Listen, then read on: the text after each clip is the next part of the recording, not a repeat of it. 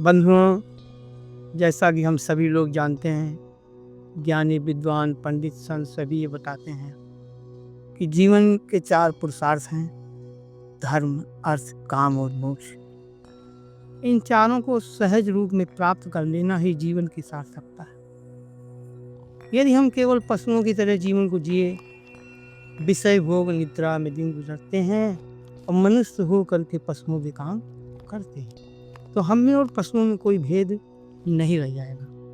यदि हम इस सृष्टि में सभी जीवों में श्रेष्ठ हैं, तो वह श्रेष्ठता हमें अपने विचार, भाव और कर्मों के द्वारा सिद्ध करनी है। सिर्फ कहने से कोई भी सिद्धता नहीं होती, कहने के साथ साथ उसे करना भी पड़ता है और जो किया जाए वो दिखाई भी पड़ना चाहिए।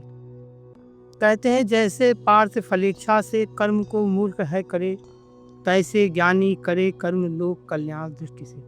मूर्ख और ज्ञानी का कर्म एक ही हो सकता है, किंतु दोनों का उद्देश्य अलग अलग। मूर्ख अपने लिए करता है और ज्ञानी समस्त जगत के लिए करता है, क्योंकि ज्ञानी जानता है कि सर्वे होन्तु सुखिनः सर्वे सन्तु निरामया सर्वे भद्राणि पश्यन्तु मा कश्चित् दुःखम्। भगवान ने भी कहा है कि ज्ञानी मेरा ही स्वरूप है, क्योंकि वो मुझको ज्ञान से जान करके मुझ में मिल करके और मुझको प्रेम से बसता है। ज्ञानी ने देखा कि सिए राम मैं सब जग जानी, करहूँ प्रणाम जो जी पानी। शब्दों में नहीं, तत्वात्मक रूप से वो जानता है कि कण कण में सीताराम व्याप्त है, इसलिए वह कह सका कि सर्वे भवन्तु सुखिनः। ऐसा दर्शन आपको सिर्फ सत्य सनातन धर्म में ही मिलेगा।